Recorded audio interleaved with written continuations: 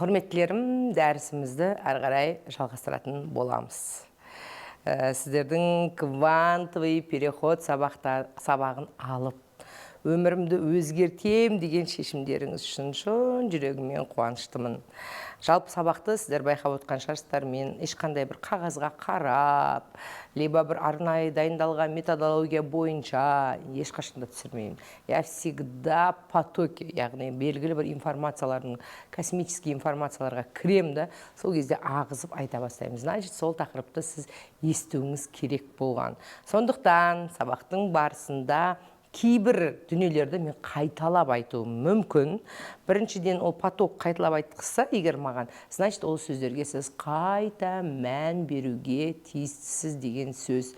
Сондықтан кейбір ойларды қайталасам, жүйкеңіз жұқармай, наоборот, повторение мать учения деген түсінікпен жан жақты отырып тыңдасаңыздар екен. Әрі қарай кеттік. Сонымен қазіргі уақытта бүкіл жаңағы адамдардың көпшілігі осы кезеңдерде өздеріңізбен біраз жұмыс істедіңіздер. Соған сәйкес адам өзімен жұмыс істеген кезде өзінің ішкі матрицасын, яғни өзінің ішкі программаларын көре бастайды. Өзінің ішкі программаларын, яғни теневой стороналарын көрген кезде көп адам өзіне деген жаңағы жеккөрініш мінезі пайда болады. Сөйтетті адамдар өзінің теневая стороналарынан арылғысы келеді. Яғни со мной что-то не так, бұл частімнің болғаны дұрыс емес деп өзін іштей кінәлап, күстаналай бастайды да.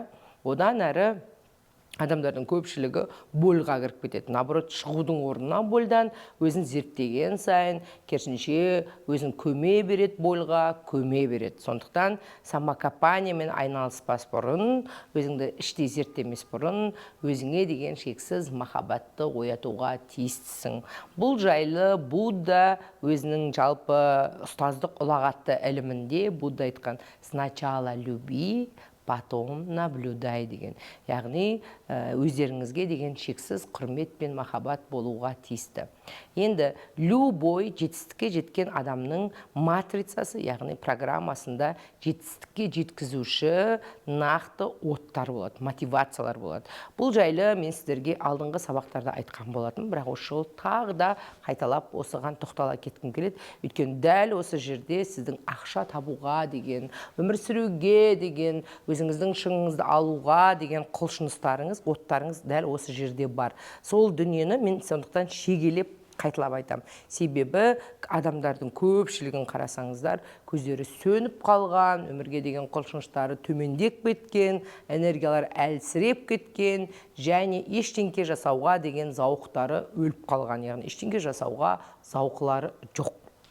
Қандай мотивациялар, қандай біздің матрицамыздағы программалар ақшаға алып келді. Мысалға, менің өзімнің лично тағы да қайталап айтам, менің өзімнің бойымда ақша табуға әсер еткен дүние ол менің голодым, яғни аштығым, қазақша айтқанда түк көрмегендігім, ешқандай жаңағы комфортты өмірді көрмегенім менің мотивациям болды. Яғни ішсем, жесем, көрсем, жақсы нәрсені білсем деп ұмтылдым. Соның арқасында мен кәдімгідей өзімді қамшылап, жұмыс істетуге деген ішкі эмоцияларды ояттым. Әсіресе, кстати, осы мен өзім жұмыс істеген кезде байқаймын, адамдар аштықта болған кезде қаттырақ жұмыс істейді, қаттырақ ол адамдарда желание творить больше болады. Значит, ол жерде от бар деген сөз. Екінші программа, яғни көп адамдар әсіресе осы программасынан рухани өздерін іздей бастаған кезде осы программасынан айырыла бастайды. Ол ақшаға деген қызығушылық. Яғни, ондай кезде ақшаны жақсы көру, ақшаны любить ету. Көп адамдар осы программасынан жек көреді, өйткені мен ақшадан өліп бара жатқан сияқтымын, мен чотта ақшаны қатты жақсы көретін сияқтымын дейді, өзінің табиғатындағы, болмысындағы осы мінезден арылғысы келеді. Значит, со мной что-то не так. Мен слишком ақшаны жақсы көрем деп бас тарта бастайды. Бұл да адамның кәдімгі өсуіне ықпал етуші оттардың бірі. Менің мысалға анау Жамбыл облысы Сарысу ауданы Шығанақ деген жердің бір жерінде дүниеге келдім. Менің сол ақша тапсам деген қатты пазлым, менің бойымдағы табиғатымдағы осы бөлшегім менің ақша табуыма ықпал етті. Сол бөлшекті қуам деп жүріп, мен сонау ауылдан, шаңның ортасынан өскен қыз, әлемнің қаншама түкпір-түкпірінен қалай шыққанымды, қалай танымал болып кеткенімді, қалай Америкаға барғанымды, қалай осы жетістікке жеткенімді өзім білмей қалдым. Егер сол пазлым болмаған кезде, менің ақша тапсам ақшаны жақсы көрген пазлым болмаған кезде, онда мен дәл қазіргі жетістігімді ала алмас едім. Бір кездері мен осы пазлдан айырылғым келген. Значит, ойбай, мен слишком ақшаны жақсы көрем, мне надо от этого избавляться, ойбай, арылу керек деп өзімнің осы болмысымнан бас тартып, типа рухани болып, типа жаңағы духовный эгоға кіріп мен адамдарға, ой, сендер ақша табатын адамсыңдар, сендер жаман адамсыңдар, мен зато чистый, ақша таппайтын, духовный адаммын деп бас тартқан кездерімде болды. А на самом деле сол бас тартқан кездерімде мен ешқандай өсу болған жоқ, керісінше өте қатты деградацияға, өмірден түңілуге, страданияға кіріп кеттім да, өз-өзімді типа мне хорошо, типа я здесь и сейчас өмір сүріп жүрмін, типа мен құстармен сырласып жүрмін, тауға шығып жүрмін деп алдаған сәттерім болды да. Наоборот, мен ол кезеңдерде өспей қалдым. Өйткені адамға эволюция жасататын, адамды өсіртетін, адамды дамытатын күштердің бірі ол ақша табуға деген желаниесі. Осы желанияның арқасында мен қаншама әлемдегі мықты адамдармен таныстым. Осы желанияның арқасында мен қаншама жаңағы ақша тапсам деген желанияның арқасында ояндым. Ақша тапсам деген желанияның арқасында мен өзімді таптым. Қаншама психологиядан дәрістер алдым. Сондықтан мен бойымдағы главный мені жаңағы алдыға жылжытатын, мені өсіретін пазлымнан айырылған кезде, наоборот, мен төмен қарай деградацияға ұшырап кеттім. Сонымен қатар, яғни жаңағы адамның бойында именно қызық айтайын сіздерге, бізде ақша тапсам деген пазл қатты жанып тұрған кезде, ойбай, тапқым келеді деп жанып тұрған кезде, бұл дүние бізді әртүрлі жаңағы әрекеттерге итермелейді. Мысалға, сен бұрын жасамаған жұмыстарды істеуге, көбірек жұмыс істегің келеді, ақша тапқың келеді, көбірек жаңағы еңбектенгің келеді. Сонда еңбектеніп жүрген кезде, жан таласып еңбектеніп жүрген кезде, адамдар өзінің ойындағы ақшасын таба алмай қояды. Либо адам өзінің ойындағы ақшасын таба алмай қиналады, ой, пашамайды, мен ойымдағы ақша болмай жатыр дейді. Либо адам жаңағы жұмыс істегеннен шаршайды. И сондай моменттерде көп адам откат деген программаны ойлап табады. Откат деген программа адам ақша таппас үшін, адам жаңағы өзінің желаниелеріне, армандарына бармас үшін өзіне өзі жаңағы әртүрлі сылтауларды придумать етеді. Мысалға, мен қазіргі адамдардың көпшілігінен осы откаттың программаларын көремін. Қандай сылтаулар? Мысалға, адам өзіне айта бастайды: зачем мен ақшасыз да ауылда өмір сүре алам ғой?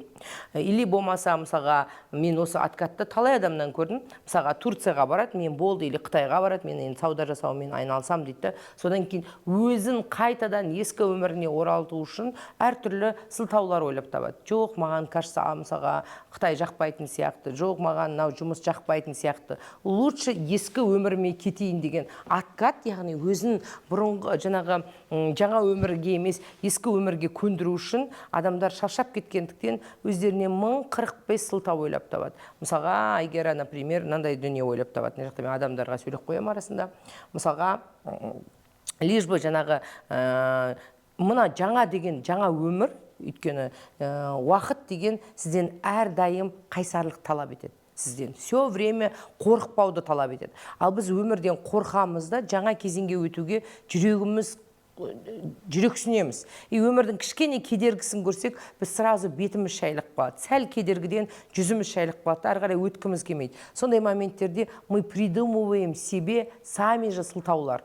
лишь бы ары қарай ескі өмірге қайтып бар үшін. Жоқ, бұл қиын сияқты, лучше осылай тыныш өмір сүре тұрайын. Менің откатым, лично өзімнің откатым, шіркін-ай, Тараздан бір үйді алып, 3 баламды қасыма алып, тыныш қана өмір сүрсем деген сөз, ол откаттың белгілері. Өмір сіз ойлағандай тыныш никогда болмайды, потому что өмір алмасып жатыр. Сіз қаласаңыз да, қаламасаңыз да, уақытта, энергияда, космическая энергияда, жер планетасы да өте қатты алмасуда. Егер сіз сол тыныштыққа барам деген сөз, яғни тыныш өмірді іздейм деген сөз, өте үлкен қателіктердің бірі болып табылады. Өйткені өмір үздіксіз дамуда. Сол дамуға сіз ілесе алмасаңыз, егер мен тыныштықта өмір сүрем десеңіз, значит, сіз өмірдің үздіксіз дамуынан қорқып тұрсыз деген сөз. И ешқашанда тыныштық болмайды. Бәрібір сіз қаласаңыз да, қаламасаңыз да, бір күні өміріңіздің бітетіні анық. Қаласаңыз да, қаламасаңыз да, жастарыңыз кетіп бара жатыр, өмір жылжып бара жатыр. Егер сіз арманыңызға жетпесеңіз, түбінде сіз өкінетініңіз анық. Түбінде сіз бәрібір, мен бекер сол кезде рисковать етпеген екен, бекер сол кезде мен шешім қабылдамаған екен, бекер сол кезде мен өтпеген екен деген өкініш түбі өзегіңізді өртегенше, лучше жасап өкінген жақсы, сен жасамай өкінгеннен көрі. Мысалға, менің бір досым болатын, Айбекжан, ол айтатын всегда маған: мен Rolls-Royce алам, мен Rolls-Royce алам деп. И одан кейін бір жылдан кейін көрсем, ол уже Rolls-Royce'ты алдырмас үшін өзіне 1045 сылтау тауып алған. И ол айтады: оказывается, маған Rolls-Royce'сыз да жақсы екен. Оказывается, я без Rolls-Royce счастлив дейді. И ол откат. Потому что сен Rolls-Royce'ты алып көргеннен кейін ғана сен Rolls-Royce'сыз бақыттысың ба, бақытсызсың ба, сол кезде ғана шеше аласыз. Сондықтан көп адам осы ақша табуға байланысты откатқа көбірек кетеді. Өйткені ақша табудың жолы оңай жол емес. Ол жолда, на самом деле, ол прекрасный жол, өте ғажап жол ақша табудың жолы. Бірақ ол жолда сізді әртүрлі кезеңдер күтіп алады.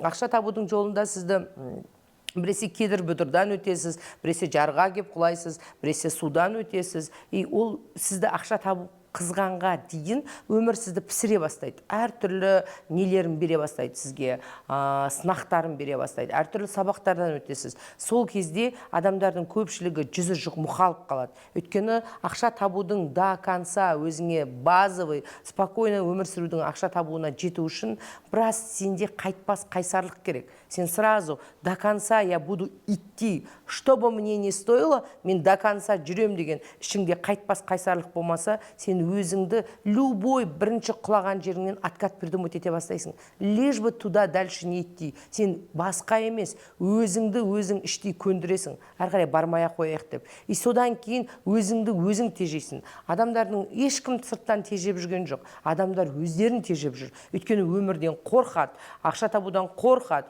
қиындықтан қорқады, любой өмірдің сабағынан қорқады. Сондықтан ақша табу деген пазлды көп адам арылады. Ақшаға қызығатын, мен бай болсам деген пазлдарын көбісі отказывается, и одан бас тартады. Сондай пазлдардың бірі, мысалы, ақша табуға құмарту, бір пазл жаңағы аштық болатын болса, бір пазл біздегі ол әрине любой миллионердің, любой жетістікке жететін адамның матрицасында бар пазлдардың бірі, ол әрине жаңағы қарыздың проблеманы шешу. Өйткені сен қарызың бар, проблемаң бар, амал жоқ орныңнан тұруға тура келеді. Сен қарызың бар кезде аспанға қарап жете алмайсың. Бұл да сенің оттарың. Амал жоқ жаңағы қарызыңды төлеу үшін өзіңді желкеңнен сүйреп, тұрғызып, жанталасып, жұмыс істей бастайсың. Бұл да күшті адамға от беретін дүниелердің бірі. Сол сияқты балаларым үшін деген адамдарда кәдімгідей бойында от болады. Мысалға, мен сияқты ажырасқан әйелдерде қалайда мен балаларым үшін тұрамды жұмыс істеймін. Мен балаларымның мен сияқты кедей болғанын, мен сияқты өмірде ештеңе көрмей қалғанын қаламаймын. Мен ұрпақтың жалғастығын дұрыс жалғағым келеді. Өзім көрмегенді, өзім ішпегенді, өзім білмегенді балаларым білсе деп ойлаймын. Яғни оларға әлемді көрсеткім келеді. Балаларым жақсы университеттерде оқыса, балам, әлемдегі мықты жерлерді көрсе, саяхаттаса деген пасыл, ол адамның либо баласы ауырып жатса, жоқ, мен баламды қалайда жазып алуым керек деген пасыл адамның бойына өте көп күш береді, энергия береді, от береді. Сонымен қатар тағы қандай пасылдар бар адамның бойында? Әрине ол қызғаншақтық. Өйткені бізде зависть бар адам болғаннан кейін. Біз өзгенің қолындағы дүниелерге автоматты түрде қызығамыз. Оған қызығып алғымыз келеді. Біреу жақсы машина алды десе, біз сол машинаны алғымыз келеді адам болғаннан кейін. Біз жақсы біреулер үй алды десе, сол үйді алғымыз келеді. Сондықтан бұл дүниеде біздің жаңа қызғаншақтығымыз біздің өсіруімізге ықпал етуші факторлардың бірі. Өйткені мысалға қызғаныш бар жерде адамның потенциалын көруге болады. Мысалға сіз өзіңізбен приблизительно сіз қызғанған кезде мысалға әлемдегі өзіңізден әлдеқайда жоғары адамды қызғанбайсыз. Сіз приблизительно өзіңіздің шамалас адамыңызды қызғанасыз. Яғни, мысалға сіз Американың президенті Дональд Трампты қызғанбайсыз. Сіз приблизительно өзіңізбен шамалас адамға ішкі зависть оянады. Оның алған дүниесін сіз де алғыңыз келеді. Бұл да өсіруші пазлдардың бірі. Мысалға тағы бір өсіруші көп адамда, жетістікке жеткен адамдардың бойында бар пазлдардың бірі ол признание, яғни туысқандарына көмектесіп, елдерге көмектесіп, признание алғысы келеді. Мен мықтымын дегенде өзіне самоутверждаться еткісі келеді. Яғни елдің бәріне үй алып беріп, благотворительностьпен айналысып, ағайын туғанға көмектесу арқылы өзінің мықтылығын растағысы келетін адамдар да болады. Қарап отырсаңыздар, яғни осы пазлдардың барлығы сізді осы қазіргі жетістігіңізге алып келуші факторлар болып табылады. Енді көп адам осы өзінің бойындағы пазлдарын көрген кезде, мысалға мен өзімдікін четко білемін, что надо мной движет. Менің докажу бар, мысалға көп адам менде өте қатты докажу, өте қатты двигала. Мысалға әкеме дәлелдегім келді, менің чего я стою, бұрынғы күйеуіме дәлелдегім келді, достарыма дәлелдегім келді. Соның әсерінен мен қалай өсіп кеткенімді өзім білмей қалдым. И алғашқы жылдары мен осы оянғаннан кейін, осы өзімнің бойымдағы матрицадағы программаларды көрген кезде, бұның барлығы проявление эго екенін анық көрдім. Яғни бұның барлығы эгода жазылған программалар. Сол кезеңдерде мен өзімнің жаңағы пазлдарынан арылу керек деп ойлап қалдым. Яғни өзімнің эгомды өлтіріп, осы пазлдардың барлығы жаңағы қызғаныш болсын, голод болсын, либо жаңағы ақшаға қызығушылығым болсын, ақша құмарлығым болсын, көрсе қызарлығым бар, менің өте қатты көрсе қызар адаммын. Одан кейін жаңағы шапоголикпін өте қатты. Осының барлығын аннулировать етіп, мен полностью избавиться етуім керекпін деп ойлап қалдым. Әркім осы сабақты тыңдап отырған жаным сол. Өзіңіздің ішіңізге үңіліп, сізге что над вами движет, чтобы ақша табуыңызға, чтобы жетістікке жетуіңізге, что над вами движет. Сол дүниелеріңізді қарап шықсаңыздар. Қызғаншақтығыңыз может движет, может докажуыңыз движет, может жаңағы өзгелерге признание алғыңыз келеді. Соның бәрін, может, қандай да бір дүниелеріңізді, пазлдарыңызды анық білсеңіздер екен. Соны білген кезде мен ойладым, все, я от них избавлюсь. Маған бұлардың барлығы керек жоқ деген күні менің өмірімде ақырын оттың бәрі сөне бастады. Адамға керегі от. От болмаса сіз ешқашанда көзіңіз жана алмайды. От болмаса сіз ешқашанда өзіңіздің асуыңызды ала алмайсыз. Яғни сол кезеңдерде менің отымның барлығы сөніп қалды. Мен кәдімгідей ақшасыз, обыденный өмір сүре бастадым. Өйткені мен өзімнің эгомнан бас тартуым керек деп ойладым. Аналардың барлығы эгоның көрсеткіші, жаңа айтылған дүниелердің барлығы. Маған эго керек жоқ. Мені Алла тағала жақсы көру үшін мен өзімнің эгомнан бас тартуым керек, яғни. Сонда ғана Алла тағала маған внезапно күтпеген жерден бақ беретін шығар өзінен өзі деп күттім. Бірақ ешқандай бақ берілген жоқ. Наоборот, керісінше менің жағдайым, әлеуметтік жағдайым, материальный жағдайым күндіз түні төмендей бастады. Яғни в основном мен жалғыздықта жүруді шығардым, өзінше эгомды жеңіп жүрмін деп. В основном мен адамдардың өмірдің ортасына кіруге жүрексініп қалдым. Яғни мен өмірден отдаляться етіп, реальностьтен ақырын кетіп бара жаттым. Сол кезеңдерде мен өміріме қажетті ең үлкен инсайтты алдым. Ол қандай инсайт десеңіздер, ақша табу үшін жандарым сол сіз өзіңіздің эгоңызды признать етуге тура келеді. Өйткені эгосыз ешқашанда адам ақша таба алмайды. Яғни, қарап отырсаңыздар, мысалға, мен бәрібір сол кезде өзге ақша тауып отқан адамдарға, ой, аналардың бәрі жанталаста жүр, олардың барлығы ақмақ, олардың барлығы ақшадан өлген, мен өлмегенмін деген бағалаудың өзі ол эгоның көрсеткіші болып тұра алады. Мен ешқандай эгодан ол моментте арылмағам. Қайта мен типа духовный эгоға кіріп алғам. Елдің бәрі ақшадан өлген, елдің бәрі жанталасқан, мен ғана жанталаспағам деген бұл да эгоның, бұл да тәкаппарлықтың бір белгісі болып табылады. Сондықтан жаңағы айтылған өзіңіздің пазлдарыңыз табыңыздар. Менде қайсы бар, сіздерде бәлкім сондай дүние бар. И соны переименовать етіп, оттарыңызды пайдалануға тура келеді. Қалай переименовать етесіз? Мысалға, голод дегенді познание. Я хочу познать дедім. Ауыстырсаңыз болады. Я хочу познать, каково это быть богатой. Я хочу познать, каково это иметь миллиарды. Я хочу познать, каково это носить бренды. Я хочу познать, каково это путешествовать деп ауыстырыңызда, өзіңіздің голодыңызды әрдайым жағып отырыңыздар. Өйткені келесі сабақта айтам, адамның емкісі деген дүниені мен айттым ба, есімнен шығып кеттім. Өйткені мына сабақтың бірінші бөлігін мен біраз уақыт бұрын жазғам, қазір қайтадан жазу үстіндемін. Айтсам да айтам, өйткені ол сіздер үшін маңызды. Екінші дүние, мысалға, зависть дегенді потенциал деп қараңыз. Өйткені сіз кімді завидуете, сондай сіздің бойыңызда потенциал бар деген сөз. Яғни, кімге сіздің қызғанышыңыз оянады, значит, сол дүниені сіз де ала аласыз деген сөз. Сондықтан, любой өзіңіздің бойыңыздағы, наоборот, алып тастағыңыз келетін пазлдардың бірнешеуін қалдырсаңыз болады. Балаларыңыз үшін дегенді қалдырсаңыз болады. Өйткені сіз балаларыңыз үшін обязательно жаңағы үлкен асуларды алатын боласыз. Өйткені ол әсіресе аналарға, әкелерге үлкен от береді. Сонымен қатар, мысалға, жаңағы нені алсаңыз болады? Признание. Я хочу, да, я хочу, я признаю, что я хочу признание. И соны обязательно алған дүниеңізді жақсылыққа, өзіңіздің дамуыңызға, өсуіңізге жұмсай бастайсыз. Болмаса өзіңіздің пазлыңызға миссия деген енгізсең болады. Яғни, я ради миссии мен готова идти. Өзімнің миссиям үшін армандарыма жетуге тиістімін. Өйткені мен бұл дүниелерге не үшін тоқталып отырмын? Себебі біздің көпшілігімізде отымыз сөніп қалған.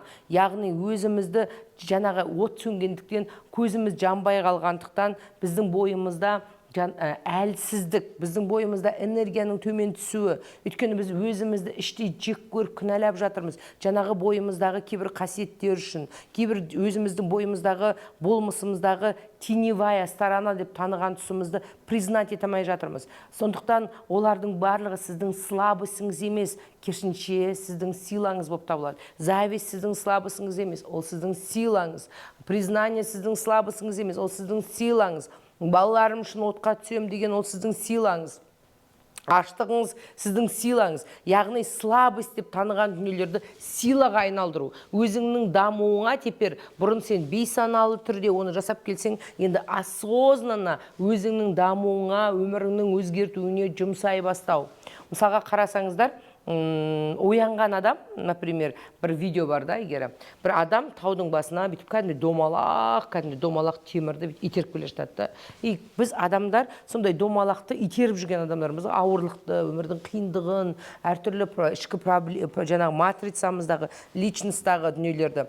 Сосын оянғаннан кейін ары қарай адам не істейді дейді ғой. Сол кезде оянғаннан кейін адам домалақ итермей ғажап өмір кеше ма десе, оянғаннан кейін де сол домалақты итереді дейді. Яғни сен өзіңнің табиғатыңнан, болмысыңнан, матрицаңнан қашып кете алмайсың.